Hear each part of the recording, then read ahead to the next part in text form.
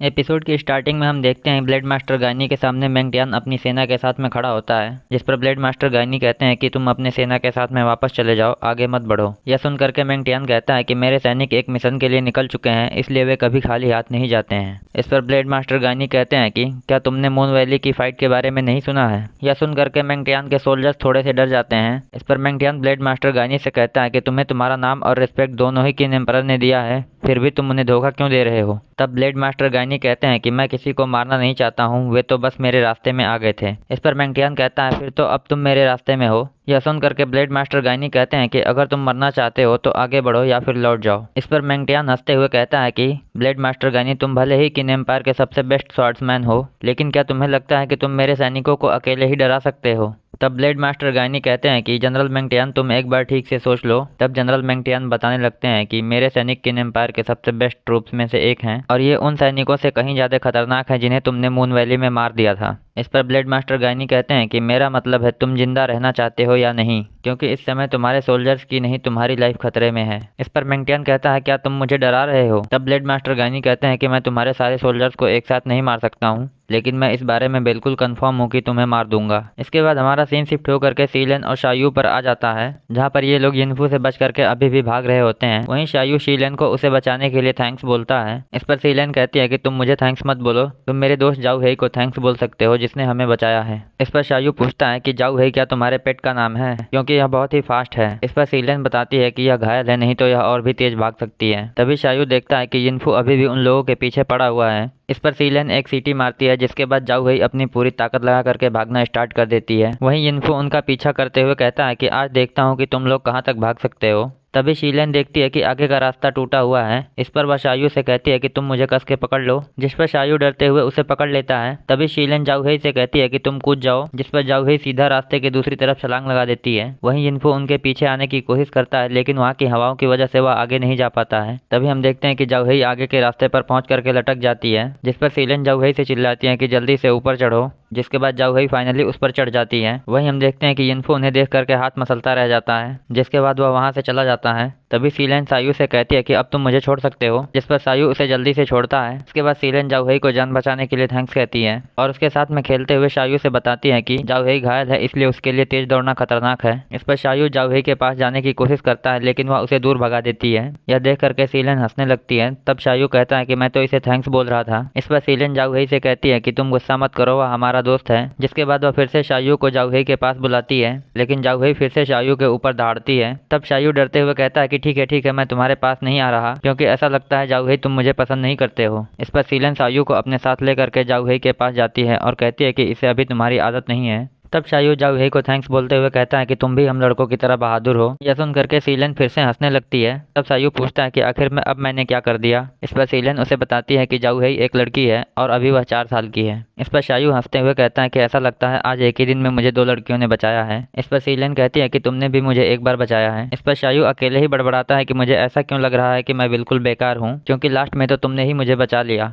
इस पर सीलेन कहती है कि भले ही तुम मेरे लिए एक हीरो नहीं हो, लेकिन इसका मतलब यह भी नहीं है कि तुम जीरो हो। इस पर शायू हंसते हुए कहता है कि हाँ मैं जानता हूँ। इस पर सीलेन उससे कहती है कि तुम्हें तो मजाक करना भी नहीं आता है, इसलिए तुम खुद को यूजलेस मत समझो। इसके बाद वह जाऊ हेई से पूछती है कि क्या तुम्हें इतनी भागदौड़ के बाद भूख लगी है। इस पर शायू सीलेन से पूछता है कि क्या तुम इसी के लिए रोज खाना लेकर के आती थी। तब सीलेन उसे बताती है कि हाँ मैं इसी के लिए खाना लाती थी। यह सुन करके शायू धीरे से कहता है फिर तो मैं बेकार में ही जेलस हो रहा था। इस पर सीलेन कहती है कि क्या तुम्हें मेरे बारे में सारी चीजें पता चल गई हैं। इस पर शायू मुस्कुराते हुए कहता है कि हाँ अब मुझे कुछ नहीं पूछना है। तब सीलेन कहती है फिर तो यह ठीक है, क्योंकि अब तुम्हें भी मेरी जानकारी पता चल गई है, इसलिए अब हम एक दूसरे के बराबर हो गए हैं। वहीं हम देखते हैं कि सायू लगातार सीलेन को घूरे जा रहा होता है। इस पर सीलेन उससे कहती है कि मुझे घूरना बंद करो। तब सायू कहता है अरे नहीं नहीं, मैं तो ख्यालों में खो गया था। इस पर सीलेन सायू को छेड़ते हुए जाऊ हेई से कहती है कि हमें यहाँ से चलना चाहिए, क्योंकि यह तो हमें बिना मतलब ही घूर रहा है। जिसके बाद सीलेन जाऊ हेई के साथ में वहाँ से चली जाती है। इसके बाद हमारा सीन शिफ्ट होकर के फिर से मेंग टियान पर आ जाता है, जहाँ पर वह ब्लेड मास्टर गायनी को देख करके सोचता है कि आखिर में यह किस तरह का इंसान है, क्योंकि ऐसी सिचुएशन में भी वह बिल्कुल शांत है। जिसके बाद उसका ऑरा भी बहुत खतरनाक महसूस हो रहा है। वहीं हम देखते हैं कि ब्लेड मास्टर गायनी अभी भी कुछ कर नहीं रहे होते हैं, जिस पर मेंग टियान सोचता है कि मैंने सालों से लड़ाइयाँ लड़ी हैं और जंग में हजारों लोगों को मारा भी है, लेकिन फिर भी मैं आज अपनी लाइफ में पहली बार इस इंसान से डर रहा हूँ। इसके बाद वह सोचता है कि भले ही ब्लेड मास्टर गायनी की कहानियां डरावनी है, लेकिन फिर भी वह इस समय अकेला है, और अगर मेरे इतने सारे सैनिक मिल करके भी इस अकेले इंसान को नहीं रोक पाते हैं तो मेरी कितनी कितनी बेइज्जती होगी। इस पर वह अपने सारे सोल्जर्स को एक साथ ऑर्डर देता है कि यह इंसान किन एम्पायर का मोस्ट वांटेड क्रिमिनल है, इसलिए जो भी इंसान इसे मार देगा मैं उसे इनाम दूंगा।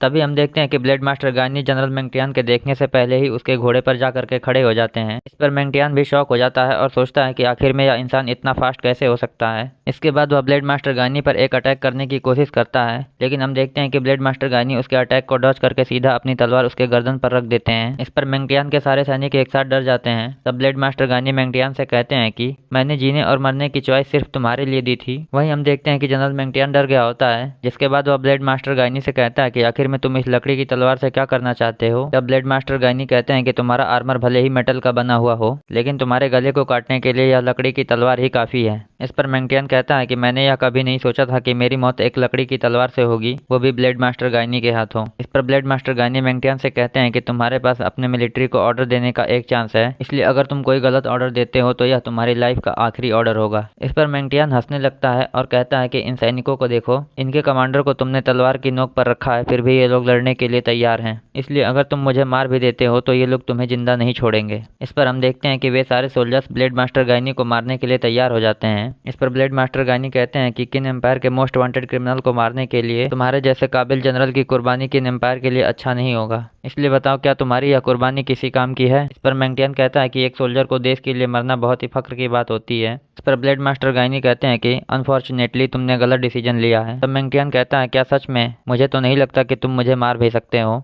तभी हम देखते हैं कि वहाँ पर अचानक से किसी ने ब्लेड मास्टर गायनी पर अटैक कर दिया होता है, जिसके बाद हम देखते हैं कि यह अटैक किसी और ने नहीं यिनयांग स्कूल के जिंगयुन ने किया होता है। इस पर ब्लेड मास्टर गायनी लगातार जिंगयुन से फाइट करने लगते हैं और थोड़ी देर बाद ये लोग अचानक से रुकते हैं, लेकिन तभी जिंगयुन फिर से ब्लेड मास्टर गायनी पर अटैक करना स्टार्ट कर देता है, जिस पर ब्लेड मास्टर गायनी उसके अटैक्स को डॉज करते हुए उस पर अटैक करना स्टार्ट करते हैं और उसे लगातार पीछे ढकेलने की कोशिश करने लगते हैं, जिस पर जिंगयुन अचानक से ब्लेड मास्टर गायनी पर एक पावरफुल अटैक लॉन्च करता है, लेकिन इस बार ब्लेड मास्टर गायनी उसे पीछे फेंक देते हैं। जिसके बाद हम देखते हैं कि ब्लेड मास्टर गायनी की तलवार पर अभी भी जिंगयुन का ऑरा दिखाई दे रहा होता है। इस पर जिंगयुन ब्लेड मास्टर गायनी से पूछता है कि क्या एक स्वॉर्ड मास्टर की नज़रों में मेरी टेक्निक्स तारीफ के काबिल नहीं है। इस पर ब्लेड मास्टर गायनी कहते हैं कि यह बहुत ही अच्छी बात है कि तुमने अपने 40% ऑरा का इस्तेमाल करके ही ब्लेड बनाया था, नहीं तो अब तक मैं घायल हो गया होता। तभी मेंगटियान अपने सैनिकों को रेडी होने के लिए कहता है, जिस पर सारे सैनिक अपनी पोजीशन ले लेते हैं। इस पर ब्लेड मास्टर गायनी फिर से धुंध में पीछे हटते हुए कहते हैं कि मैं तुम लोगों का इंतजार करूंगा। जिसके बाद मेंगटियान और उसके सैनिक देखते हैं कि ब्लेड मास्टर गायनी वहां से जा चुके हैं। तभी एक सोल्जर चिल्लाता हुआ आता है और बताता है कि जिस लड़के को हमने पकड़ करके रखा था वह हमारे पास से भाग चुका है। इस पर मेंगटियान जिंगयुन से पूछता है कि आखिर में आप क्या सोचते हैं। इस पर जिंगयुन बताते हैं कि मैंने उसके माइंड को रीड करके यहाँ का अंदाजा लगाया था,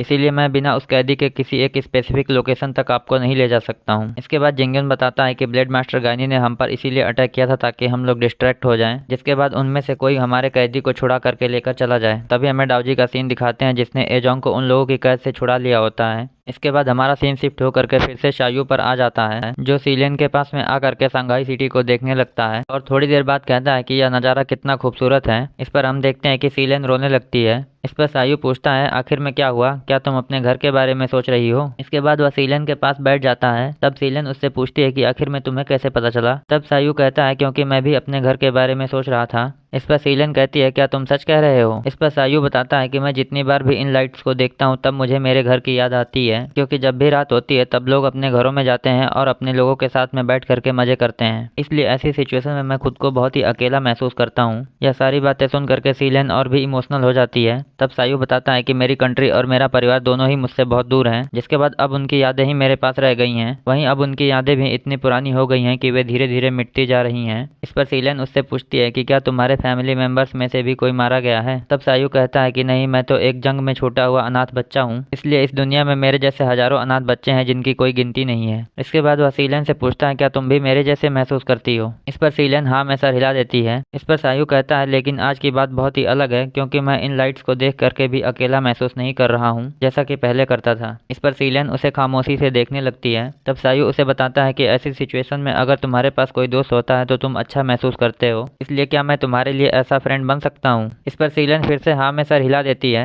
तब सायू कहता है थैंक यू सीलियन। इस पर वह कहती है कि सीलियन मेरे क्लैन का नाम है और मेरा असली नाम तो जायू है। तब सायू कहता है तुम्हारा असली नाम जायू है। इस पर सीलियन उसे बताती है कि सू लैंग्वेज में यू का मतलब हल्की बारिश से होता है, इसलिए मेरी माँ बताती थी कि जब मैं पैदा हुई थी तब हल्की बारिश हो रही थी, इसीलिए मेरा नाम उन्होंने जायू रख दिया। इस पर सायू कहता है कि तुम्हारा नाम कितना खूबसूरत है। इस पर सीलियन थोड़ी सी शर्माते हुए कहती है कि यह तो बस एक नाम है। तब सायू कहता है फिर भी यह मेरे लिए बहुत खूबसूरत है। इस पर सीलियन बिल्कुल शांत हो जाती है और सोचने लगती है कि शायद यह मुझे पसंद करता है। जिसके बाद हमारा एपिसोड यहीं पे एंड हो जाता है। I hope you guys like this video and subscribe my channel. और अगर आपने लास्ट एपिसोड ना देखा हो तो लेफ्ट वाली वीडियो पर क्लिक करके देख सकते हैं।